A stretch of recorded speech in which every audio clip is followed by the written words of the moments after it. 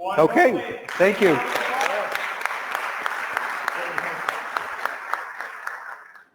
Okay, thank you for coming, by the way, everybody. My name is Brian. How many of you are familiar with my work at all? Do you follow me on Twitter, that sort of thing? So the majority of you, that's good to see. I'm not going to do the basics of the volume-weighted average price. I am going to give you something specific, and this title is actually, I changed it up. It's a little controversial, and it's meant to provoke you to think about how you approach buying and selling short. You know, the initial entry.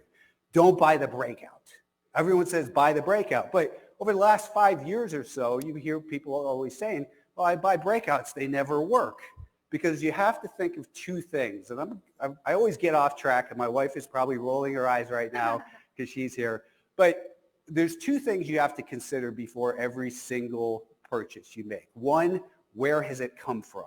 You know, I can't tell you how many times people ask me about a stock, and it's the stock that was up 10, 15, 20% in the prior 3 days, and they want to buy it now. What you want to do is be more anticipatory. So sometimes it makes sense to buy the breakout if it's coming from a tight range, and we'll talk about that a little bit more. But don't buy the dip. If you follow me on Twitter, you know this is one of the things I've been hammering all year really hard. Don't buy the dip. You've seen my little Ghostbusters type thing that says, you know, buy the dip with a Ghostbuster line through it. So, and don't short the breakdown. Don't short the new lows, but don't short the rip either. Everyone says short the rip. So what the hell do we do? Like, we're just going to be in cash the whole time? That's what we're going to discuss. First, let's dispel a couple things, because I see this all the time. You know, people are saying, well, the CEO said this. The CEO, and I know you can't read that. I can't read it either. That's not the point. One of those ones with the blue and yellow one, that's the CEO of, I forgot the name of it. It's DKNG. It's yeah, right. DraftKings. Thank you. I just look at it and I make my little nicknames for these, which you can see in there. I won't repeat it. But you guys are going to be asked to participate soon, and I want you to be loud about it when you do, because what I'm going to do is I'm going to film a little clip, and we're going to show to everyone on Twitter and social media what you've learned and what you're going to what I think you want to agree to with me. Anyways, the CEO of DraftKings on the right there, that's his Twitter badge. He said, if you sold our short today, look out. We got it coming for you because we're going to do all this stuff to make you regret that. Stock's down about 30, 40% since then. So how about takeover rumors? You know, this is one example. This was back in February 8th. I put this on Twitter here, that the shares of Peloton rallied up to the volume-weighted average price from their gap lower on that November earnings report right there. That's what that big gap is. The volume-weighted average price, I anchored to that. So we anchor from key events, big things that get people's attention, that shift the psychology of the supply and demand. I didn't have a position in the stock, but on that day, or the very next day, Amazon and Nike are exploring takeover options. And I said, listen, this is nonsense. Don't believe the hype. Listen to the message of the market. I covered it up by accident on there, but the tweet said, this looks like a gift to the sellers if you're long this stock. Meanwhile, people were asking me, hey, Brian, what do you think? It's at 34. It was just $20 a share 3 days ago, and you want to buy it now because of a takeover rumor? What about this new takeover that just imploded today? Elon was going to take Twitter public at $54 per share. He basically walked away, which was the big fear, and the stock's at $40 now. There's no easy money in the market. Don't listen. If the stock's in a downtrend, it is. Let me see if some of you pay attention to my tweets. If a stock's in a downtrend, we consider it what? Yes. Guilty till proven innocent. Don't believe the rumors. Don't believe the CEO. Don't look the gift horse in the mouth when you get the opportunity to sell, because the stock was down 70% from there. That was just through this week. How about the Fed? Do you think they're there to help us, the individuals, the homeowners and that sort of thing? I saw this one the other day up top. Fed's Waller said, even if property values fall, it's going to hurt the owners, but it's not going to affect the banks or the financial system. So we basically don't give a shit, is the way I interpret it. They're not there to help us the consumers of the economy. They're going to protect the banks, just like they did in the financial crisis. Everyone else gets behind the line. Bostic says, leaders are grappling with uncertainty. Then he says, business leaders see strong demand. My interpretation, we have no clue. They don't, why do we give them so much credit? They don't know what the economy is going to do. The old joke of ask 10 economists what the market, what the economy is going to do, and I forgot the punchline, but it basically means nobody knows. Powell with his transitory comments, obviously that has gone down the drain. Should we listen to the superstar celebrity portfolio managers? Everyone knows who this is. This is Kathy. This is the ARK Fund. She was a superstar on the way up, and these happen in all market cycles. We had the Janus 20 Fund do this exact same chart, Garrett Van Wagoner, a couple other, big names that bring in billions of dollars. And the saddest part is the biggest money in ARK came in at about 2020 once it really started ramping and people chased performance. The volume weighted average price from October of 14 when they were inception is at 90. And here this was on Tuesday, it was at $37 per share. So people will say, okay, but just dollar cost average. I'm in it for the long haul. I'm at a dollar cost average. If you got involved at the inception of the ARK Fund and put $100 into it and $100 every single month after that, you would have made 90 purchases of the ARK Fund. So your $9,000 as of Tuesday would have been worth $10,280.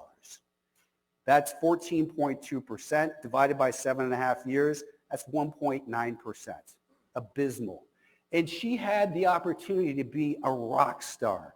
If she just followed the basic market cycle, you can see so clearly where it enters a stage 4 downtrend. You've got the chart in front of you on that handout. There's a couple things there.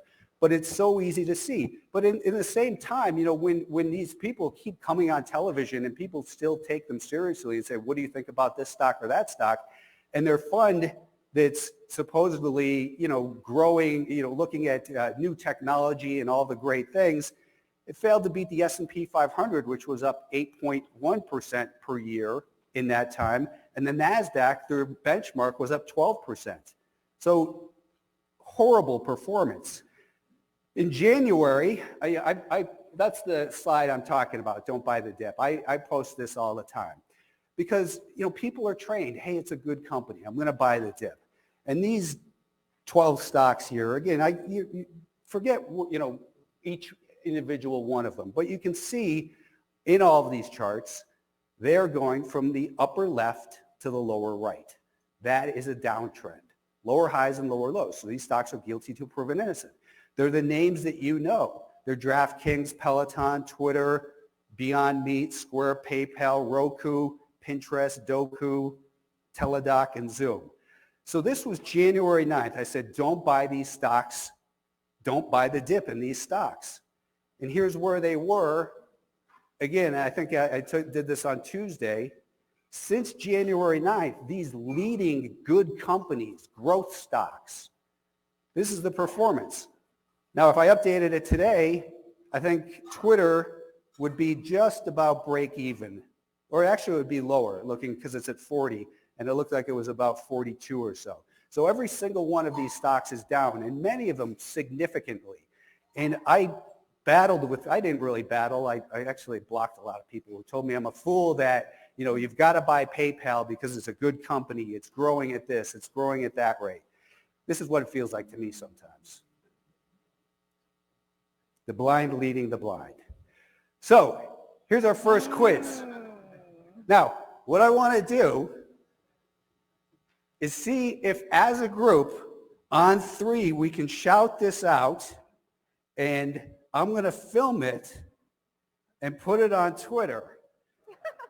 So let me see if I can frame that properly so I have it in here.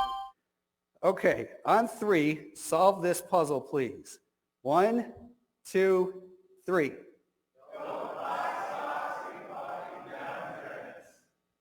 Beautiful.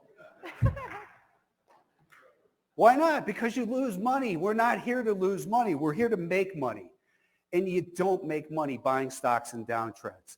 This is the market structure poster that you see on there. I post this on Twitter all the time as well. What's not on the chart that you see is this blue line. And that blue line is the ARK fund.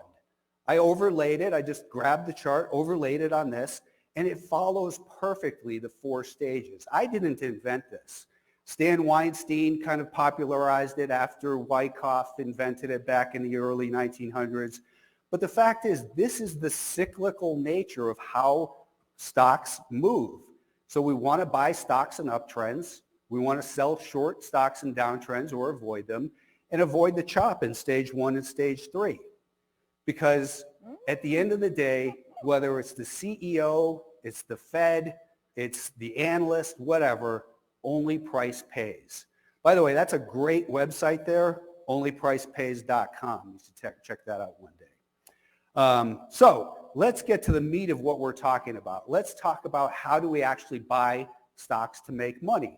Here's a stock with just, the date down below. I think this is a weekly chart.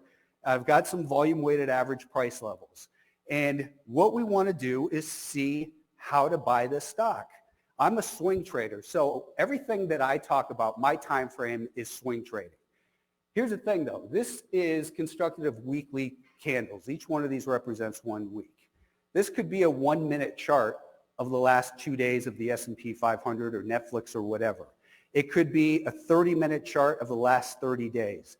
The concepts are exactly the same. You don't need to learn new things. People will always say, well, Brian, I like your stuff and you're a swing trader, but I'm longer term, so that's why I don't really follow you. Well, use it and make it your own. I say that all the time.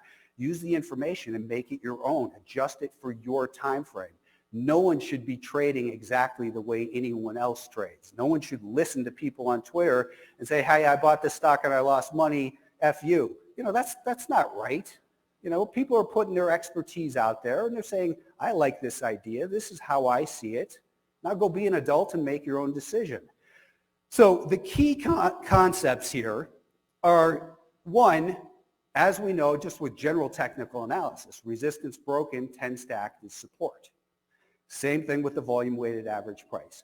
So one of the key things in an uptrending stock, and this is clearly uptrend, the definition of uptrend is higher highs and higher lows, and we can see that clearly here, that the green arrow first is marked to that first high.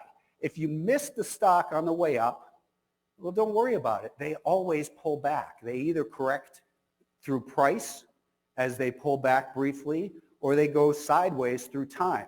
This one had a brief pullback price-wise for about 3 or 4 weeks, and it was under that volume-weighted average price. And then it gained back above the volume-weighted average price. The volume-weighted average price told us, on this first white candle where it crossed, that's where we knew for a fact that the average participant from that prior high, the average long participant was in a winning position. How about the average short position? They were losing money. It's the most accurate, objective measurement of supply and demand there is, the anchored volume weighted average price. There's an art to it. The art is, well, where do I anchor? Well, Brian, it always seems so subjective where you anchor. And it is to a degree. But, I've been anchoring off the COVID lows. I've been talking about the COVID lows the last 6 weeks, saying it looks like the S&P is gravitating. And yesterday I put a magnet on it. It's magnetized to this level, and this is a level of interest where we could get a bounce, and we're up 9 points in the SPY today after we came within 20 cents of it. A level that was identified March of 2020, we came down and tagged it today, and we're up 9 points. Is it the low? Who knows? It's a bounce in a downtrend. Maybe it's the ultimate no. The market has to tell us. So we never know if any of these are the pullback that we want to be, buyers or sellers. So people always say buy the dip. And, eventually if you buy the dip and the stock is truly in an uptrend and you have enough money and you keep buying, you can make money. But that's just so uneducated. It's just not smart, really. Uneducated is the better word. Maybe you just don't know better. But that's why I'm here to try to help. I've been doing this for 31 years. Believe me, all the lessons that I teach you, I've learned them the hard way. And I didn't learn it the first time. I didn't learn it the second time, or even the 100th time. I make the same mistakes over and over again, just like everybody else. It would be nice to say, hey, I'm a robot and I implement everything here that I talk about with discipline. Trading's hard, okay? But if you have rules and strategies, it becomes a lot easier. And now it's very seldom that I make these basic mistakes. And when I do, I know whose fault it is. It's not the analyst. It's not because somebody downgraded it. It's not because the Fed did something. It's because I was exposed to risk where I shouldn't have been exposed to risk. And if I lose my money, I say this about other people and it applies to me as well. I got exactly what I deserved for being dumb. It's my fault. It's not someone I read on Twitter or on television. But the point of buying on a pullback, this is the same chart. We're going to use that same chart, by the way, for the next 3 or 4 slides. If we buy the dip, we've got two things that are going against us. Price, first and foremost, we're losing money. We're not in this stock from a position of strength. We buy it at 20, it drops to 23. Well, I don't know, maybe buy more, it goes to 21, maybe buy more, it goes to 18, screw it, I'm out. And then it always turns, right? Isn't that the way buying the dip typically happens, if you're truthful? So instead of buying that uncertainty, look at it over here. By the way, I will send someone a free book if you can tell me what chart this is. I have a book, Technical Analysis in Multiple Time Frames. That's just my clever way to plug it. It's on Amazon. That actually wasn't part of the plan. Does anyone know what stock this is? It's a weekly chart, yeah. It's not Moderna. I think it started at about $5 over here, and it went to about 40 or so, and that's January of this year where it peaked. If someone thinks about it, the offer is good. So how about buying? So we don't want to buy the dip. Do we want to buy the breakout? Buy the breakout to new highs. People say that all the time. Those blue arrows are the new highs. If we buy there, in all of these cases, we would have made money. We'd still be waiting, of course, for the new breakout purchase. It's way up there. Need a lot of horsepower to get there. Hint. Hint for the stock. What? No, NEO's way lower than that, I think. Huh? No, someone will get it.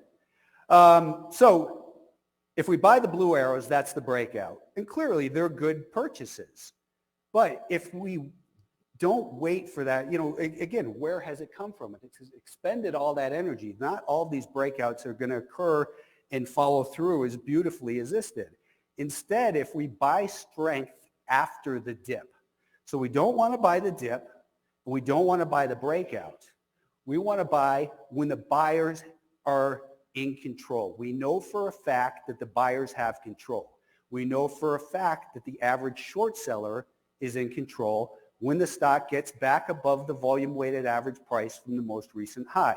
So that first green volume weighted average price, you can see that first green arrow right there, that's where we knew for a fact that the buyers had control. So we could buy at that level, let's just call it 12, instead of waiting for that blue arrow, which is 18, and then the next, then if you miss that rally, you can chase it and maybe make money.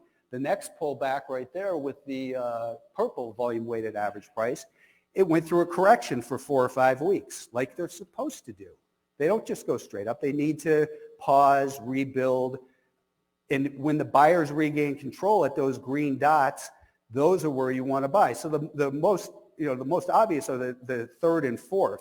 Rather than buying where they're kind of extended there, you want to buy at the beginning of the momentum. Why do we want to do that? One, there's more upside potential, obviously. Two, what's the second reason we want to buy there? Based around those blue arrows. The blue arrow is where we want to put our stop. I changed the color. I didn't mean to do that. But a stop goes below the most recent relevant high or low. And again, for whatever time frame this is. I mentioned it's a weekly chart, but again, it could be a 1-minute chart of the last 2 days. The concepts are exactly the same. So if we buy at that point, we have the lowest amount of risk. So if we're using the concept of R multiple, if we say, hey, I risk my stop is $1,000. Well, if I buy when the stop is 3 points away, I can do 300 shares. If I can buy when the stop is 10 points away, well, then I can buy 100 shares. What's going to make more money? You're getting in at the onset of momentum. There's no reason to buy in the dip. Let the institutions do the dirty work of creating the support in there. Let them battle it out between the short sellers and the buyers. Unless you're buying millions of shares in these liquid names, there's just no point in buying the pullback. Unless you're engaged on a shorter term time frame and you're trying to scalp the move like in the S&P today. What? Ford, yes. Sir in the back, come talk to me after, and I will send you a copy of that book. So we want to buy strength after the dip because that's where we know for sure that the buyers have control. And then risk management is always job number one. We want to have our stop below the most recent relevant higher low. The definition of trend is higher highs and higher lows. If we're buying a stock because we think it's resuming its uptrend and then it makes a lower low, what happened to the definition of trend? It no longer exists. It made a lower low. It made the higher high, but then a lower low. So that tells us objectively, time to exit. Take your small loss now. Forget about your ego. Move on to the sidelines. Maybe revisit it if it sets up again. But the safety of cash. Look at how deep that pullback in Ford is there. And it went below that green volume weighted average price recently. I think that was, it captured that, last month. Here's I think this is constructed with 15-minute charts. So the same exact concept. One, you can buy right there as the stock crosses above the volume weighted average price from the prior high. What's happening when it's below that volume weighted average price? We see lower highs and lower lows. The sellers are in control. The bigger trend, which we don't see, is in an uptrend. So we're observing while it's below the volume weighted average price. As it gets back above it, the buyers are in control. We want to participate. We anticipate while it's underneath it. We anticipate, hey, if it acts this way, then I'm going to buy it. My stop's going to be there. You plan your trade. And then when the trade triggers, the hard part is to trade according to your plan. Hey, it's already up 50 cents. Do I chase it? Do I look at a 1-minute chart and look at that gap? It pulls back below the daily VWAP. If you look at my Twitter today, I showed how I purchased the SPY this morning based on that concept I wrote about in 2008. But the point is, the people who bought the breakout at number 4, look how late they are. If you're buying it, let's just call it 27.50. Those people are buying at 29.75 just 3 or 4 days later. I love to sell a third of my position as it breaks out if they're extended like that. If you buy there, your stop goes under number 2, your initial protective stop that says, hey, if this move fails, I'm going to take my loss, I'm going to move on. And then how do you set your stop? Do you set it 5% below your entry point? To me, an entry or an exit, a stop based on a percentage it's better than no stop at all. But it's not very scientific. It's not very educated. We want to use the definition of trend. As the stock makes a higher high, this doesn't have a clicker. Anyways, as the stock makes the higher high just below the A in breakout, sorry, I can't describe it better. Then we raise our stop up under the most recent relevant higher low. As it makes new highs, we keep raising our stop up so that finally our stop is at this green arrow right here, that last one. And number 3 is where we would have gotten stopped out of our purchase at number 1. So if you were purchased at 29.50, you would have been stopped out at 29.75 for a 2.25 point profit in 10% in a week and a half.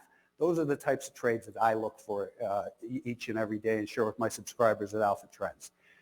I sell pieces along the way. I always sell some in the breakout. I typically sell some on day 1 if it hits daily R2 especially in this market where things aren't trending well. Even on the short side, you can say, well, we're in a clear downtrend. But if you're shorting stocks, you know that it's just not as easy as, hey, I shorted, because you short it, then they open 3% higher, and then they, 2 days later, they're 10% lower, but you got shaken out on that big rally. It's a lot harder. But the point is, winners don't take care of themselves. You have to manage risk. People always say, oh, hey, winners take care of themselves. They don't. You have to manage it. It's not house money. It's your money. It's in your account. Protect it as much as the very first dollar you put in. It sometimes astounds me. People just don't seem to take their money seriously. They're not protecting it. Risk management, I say it all the time, and it's not just a phrase. It's truly job number one. If you don't believe that, you shouldn't be in the market. If you don't have obsessively strong risk management skills. Time for another quiz. So let's see if we can crack this puzzle again and send it out to Twitter and see if people can learn from your learning. So on 3, please help me solve the puzzle.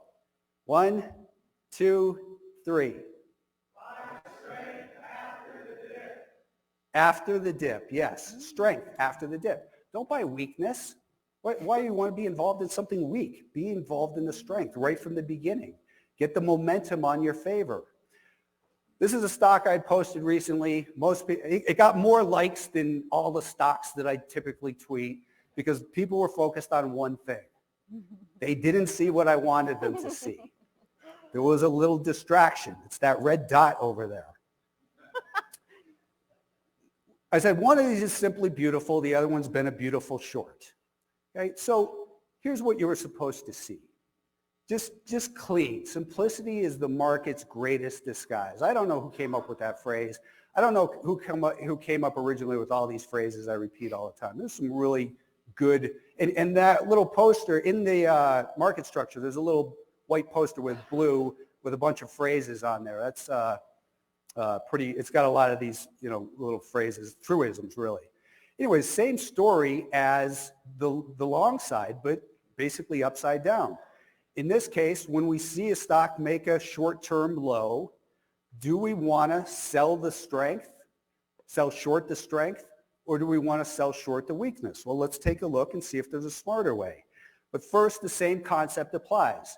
The volume-weighted average price that once acted as support typically will act as resistance. So you can see that first one, the blue one, then found the exact peak at that as resistance. Maybe you sold short there. I typically don't like to do that. It would have worked great. The next one, the green volume weighted average price, as it bounced from there, it found found resistance at the volume weighted average price in the purple. I mean, you look at this stuff and you just can't make it up. We hit the COVID VWAP on the SPY yesterday and we're up 10 points today. It's just astounding. It amazes me every single day. And I've been looking at these things since 2004. Here's where we want to look at again. Do we short the rip? People say short the rip. It sounds cool. It sounds smart. Hey, I'm so smart. I'm fading everybody else. But if you shorted it, on the first one, let's say, as it rallied from 50 to 51, you said, hey, 51 and a half, I'm going to short it there. Well, what happens when it's 52, 52 and a half, and 53? How smart do you feel? I feel like an idiot. I'm like, why am I fighting this? Especially on the short side, because shorts, if they get squeezed, it can theoretically go to infinity. It can only go to zero. So if you short these rallies, you're basically guessing, I think. You could throw a Fibonacci on there and say a 38.2% retracement, or I even consider it guesswork if you sell short at the prior volume weighted average price. It doesn't mean it can't work. To me, it's a level of interest. But where do the sellers really gain control? Is it when it breaks a new low? Do we want to sell short that big red candle at 48 and a half or 47 and a half after it was just at 52 3 days ago? I don't want to. It just dropped 6% and I want to short it now. Or the next one and on and on and on. So in this case, what we want to do, again, the low risk, high probability where we can put as much money as possible get as many shares, control as many shares in the onset and control the same, have the same amount of risk, is at the red dot. What is the red dot? It's where the sellers, as a fact, have control. It's where the average long from the prior anchor point, where they bought for that rally, at that red point, we know as a fact that the average participant on the long side is losing money and the average short is gaining money. So it's guilty till proven innocent. That's where you want to be short. And the blue arrow is what? It's the most recent relevant lower high. So we put our stop above the most recent relevant lower high and we ride the trend down. You might look at this and say, hey, Brian, why wouldn't we just sell short at 48 and hold it all the way down? And maybe that's your strategy and you're looking at a different time frame, and there's nothing wrong with that. There's nothing wrong with day trading these stocks. It's all about what time frame works for you the best. Again, for me, it's swing trading. That's my level that I like to look at. I would honestly rather take these 5 setups, these 5 entries, and get stopped out with small profits, 5-10% profits along the way, than hold it all the way down. Because those rallies, I don't have the stomach for them. I start to feel like an idiot as soon as it starts going 5-10% against me. That's my psychology. It doesn't have to be your psychology. I'm not here to tell anyone what to do. I'm showing you how to think about the market with the odds in your favor, where we know as a fact that the buyers or sellers have control, and how to manage risk around it. That's what we're looking to do. So learn market structure and trust it. Again, I didn't make this up. Read my book, read Stan Weinstein's book, read Wyckoff. There's a bunch of other people who have written about it as well. This is the way the market moves. Every single market does it. Here's a good stock that, it's got great numbers, great revenues. I know a lot of people are familiar with this stock, Celsius. It's on my radar. I like to see, when I buy a stock, I love to see that it has strong fundamentals, good revenue growth, good earnings. And these guys just reported a couple days ago, their revenues were up, I can't read the number, a whole bunch of percent, triple digits. Revenues, triple digit earning growth, just blew the numbers off. It blew it out the door. And the stock was up pretty big that day, but I'm not ready to buy the stock. I wasn't ready to buy on the last earnings report either, or the one before that, because the stock is in a downtrend. Now, it's maybe, it's up again today. It's up pretty good, but it's likely to find supply again at that red line that I sketched in. That's the volume weighted average price off of the all-time high. And look at, again, you can't make that up. Look at how that right here at this first rally in December, rallied right up to it. That was the precise high. And then these red arrows, it didn't get up through that. There are sellers from the peak in this stock. Again, you just can't make that up. Those are, it didn't find resistance at the 20-day moving average. It didn't find resistance at the 50-day moving average. Those are both declining, but it found the supply exactly at the volume weighted average price from the peak. And this isn't hindsight stuff. This is, this is just basic anchoring from a key point, an important high or an important low, an earnings report. So what this stock I think is likely to do is to run up to that volume weighted average price, maybe up through it a little bit. It'll be extended if it gets there, because it's just come from $40 to, at that point, it'll be 60. So we'll have been up 50%. Breakout buyers will chase it. It'll pull back for 3-4 days, maybe 5 days, go sideways for 2 or 3 days on lighter volume, and then hold that volume weighted average price off the peak as support, and then we want to buy it. Let the institutions do the dirty work of building this out. But if we can understand how stocks trade and how they, how money moves through the market, we can anticipate this. We can say, okay, it can go up without me today. I don't care if it's up $6. That's not the move. That's not my move. I don't need to be involved in every move in the stock. I want the move that fits my criteria. My criteria consists of the lowest risk possible and the highest probabilities possible. And if the stock just goes up to 100 without me, it just wasn't meant to be. There's another bus. There's another stock. It doesn't have to be this one. I'll look at thousands of stocks each week looking for low risk high probability setups for swing. Lately, of course, they've been more to the short side, which short side is difficult. So the way I've been handling that is smaller share sizes. I finally got one of these big overnight gaps this past week. Shorted Bros at $44.10. Covered a third the very first day at, I don't know, 43.60. Seemed like a giveaway, but there was intention there. It's part of my process. I want to take a piece off and lower my risk immediately. Then I got stopped out of another third with, I don't know, maybe about a $2.20 gain. And then I typically don't hold stocks through earnings, but as I told Alpha Trend subscribers, listen, we're in a profit with this stock. All these stocks are getting killed.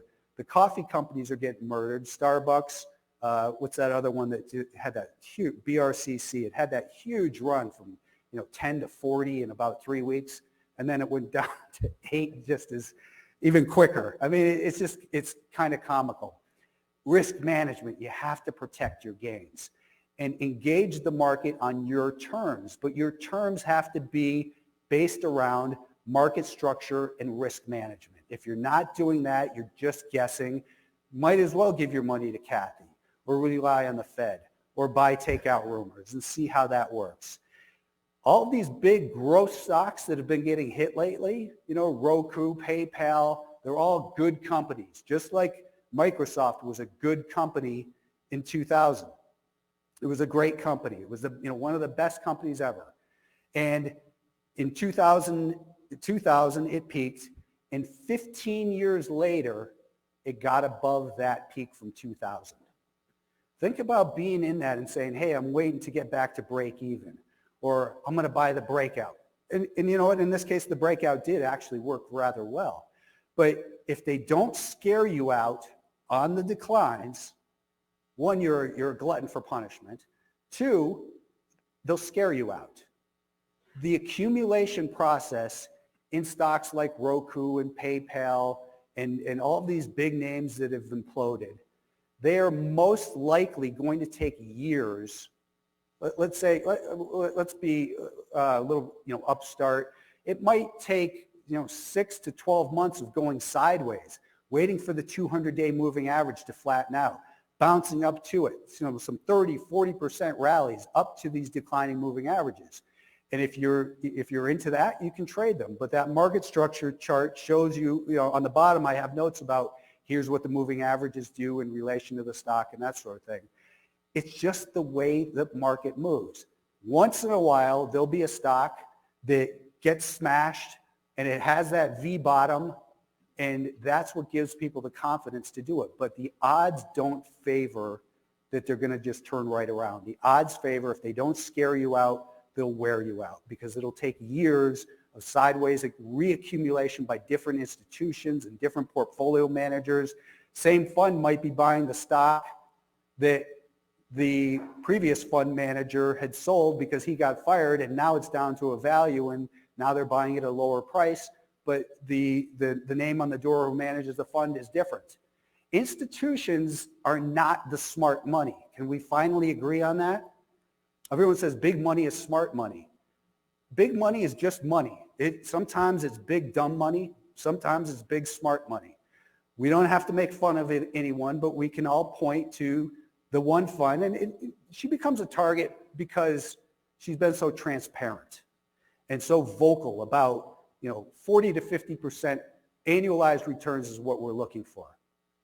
So far, 9 years in, you're at 2% annualized. Be realistic. Don't believe all the nonsense out there. There's so many things that'll take you off your game. I posted this on Twitter yesterday, and someone responded today and said, Brian, at first I kind of thought it sounded like you were being an asshole, but I get it. And I get his point of view too. But, if I post a chart of the SPY, and then someone posts this chart and that chart, and they post the same chart I just posted, I politely said, I find it distracting. I need to maintain my objectivity. I try really, really hard. I never have CNBC on, never. I look at headlines only. I read a couple of these morning market letters, and I don't even read the articles, partially because I have ADD, but mainly because I don't I don't know who the author is. I don't know if they're just, just out of graduate school, real smart person, but no real experience in the world, no real experience in the market. They're just putting their spin on what they think of this product or this company or what they're doing. I look at the headlines and I say, that's sentiment. Here's what people are talking about. Here's what they're thinking about. Obviously, we're, on the brink of World War III. We've got the Federal Reserve, in a tightening mode. We're in a bear market. What things are going to change that? Of course, I need to know when the CPI number is coming and know, am I overexposed here? Do I need to reduce my exposure for something that could cause something big? So it's never just, sell it short because it broke below the VWAP from the prior low, or buy because it's above the VWAP from the prior peak. Those are good rules-based trades to make, but then you have to consider the whole bigger picture and say, how much do I risk? What's my money management? It's not just risk management on that trade and where my stop goes. It's it's money management. What percentage of my portfolio? If I typically risk $1,000 per trade on my stop for my A-list setups, well, I've got a crummy market, but the stock looks like a good long. Maybe I'll just risk, 25 basis points of my risk so that I still capture some of the trade and I don't say, oh, I knew I should have bought that one or whatever. There's always different little pieces of the puzzle, and that's the art of trading. The science of technical analysis is easy. Who thinks this is ever going back to 118 where it was 3 weeks ago? A stable coin. Stable, not likely to give way or overturn. Firmly fixed. Specifically designed. I can't hear, it's so funny. Dinghies that are very stable. I don't know, that's the actual definition. I don't know what even dinghy means, but I think this was 2 cents this morning, and it was 118 3 weeks ago. Billions of dollars of market cap. Please don't buy the dip. It wasn't a value at 80 or 70 or 60 or 54 all the way down. I mean, manage risk obsessively. I don't know what happened to my formatting. Obsessival Y. And it does apply to all time frame S. I posted this chart on, I think it was Wednesday. This was Wednesday afternoon. The S&P 500 came down. It made a low at 2 o'clock. It had a pretty vigorous bounce, 393.50 up to 398. I knew that was an important near-term low, so I put an anchor on it. This is day trading, obviously, a 1-minute chart from 2 p.m. to 4 p.m. Right? But again, if I didn't tell you what time it was, what the times were, you would have no idea that the one on the left is consistent of 1-minute candles and the one on the right is daily candles. The concepts are exactly the same. Don't get hung up on, hey, well, Brian, you always talk about swing trades and I'm an investor. Well, adjust it to your time frame using these same concepts. It's very simple. Final exam. One more video. Last one, I promise. This one's pretty difficult. It's easy. Good. I like to hear that. Okay. Thanks, everybody, for being here. Now we know that only... Okay, cool. I've got a couple minutes here. I've got 6 minutes left, it says. I do have a subscription service. I want to take some questions, by the way. But I do have a subscription service I want to tell you about, alphatrends.net. It's meant for swing trades. Every day I do 3 videos. One is an end-of-day wrap. You see that often that I post them free. I do those every single day. I do the Friday one on YouTube for free. Those are typically 3 to 4 minutes long, S&P, NASDAQ, etc. Here's where we're in the market, key levels. I do a midday, after that, I do a video that says, here are some setups for the next day. Here's why it looks like it's a buy above this level with a stop there. Here's why it's a B list and a C list. So that's about a 10-minute video. And so it's educational. It's not just buy here, sell there. And then at about 11 a.m. Eastern each day, I do a third video, which is here's where the markets are. We bounced off that VWAP from the COVID low this morning. We opened on a gap. It got back above the daily VWAP. That was where to purchase here, put your stop. These are the stocks we spoke about last night. Here's why they got stopped out. Here's where to change our stops, that sort of thing. So that's the meat of it. Every other Monday, I do a subscriber webinar where it's educational and everything is based around the interaction between the clients of Alpha Trends. And then there's forums there on the site where you can ask questions. I've got a introductory course and an advanced course. Those are $99 and $499. I'm going to do 2 extra webinars and a 30-minute one-on-one with me, all for $799. And if you just go to alphatrends.net, it should be live. There's a button on there that says May Bundle Sale. So that's the end of the sales pitch. Any questions? I'm happy to answer. Go ahead. Yes. Stephen.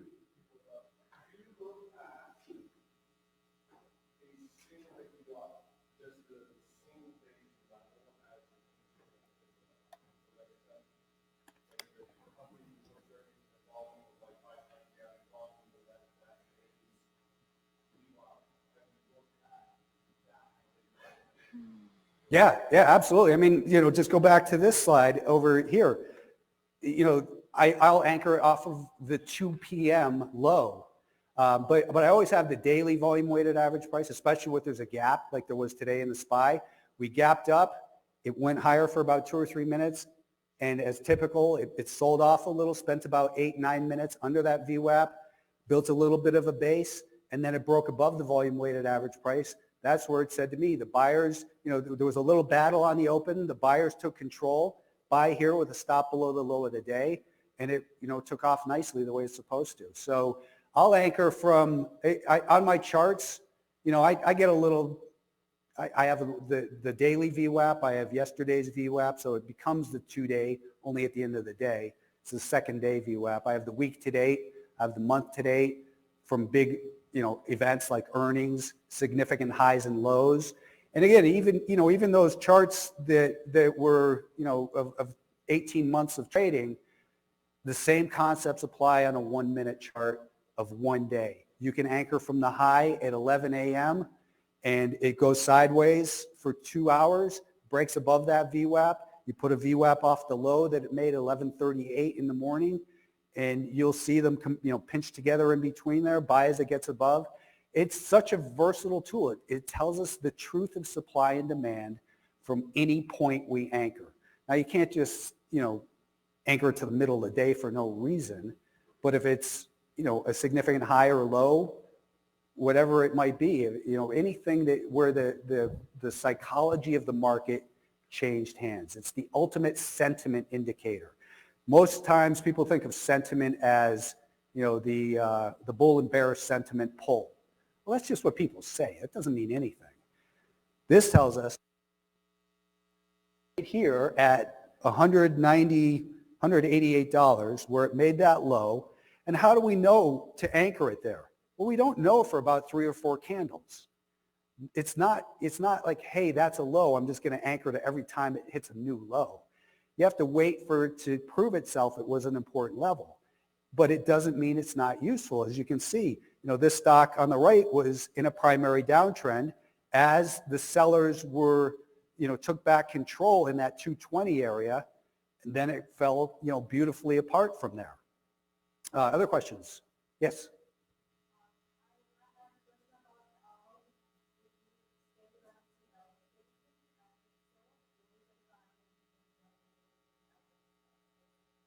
Okay, so the question is, and I've got 1 minute, it says here. Yeah, right. So I think the question was, how do you scale in and out of a trade? What would be the techniques for that? Most of the time, if it's my A-list idea, I go in extra long right from the start. My strength is truly buying at the correct time because I'm aware of if I need to be, I'm aware of the trends on the monthly time frame, the daily, the 30-minute, the 2-minute, all the way down to the 1-minute time frame. I get my entries as precise as possible. That's my strength.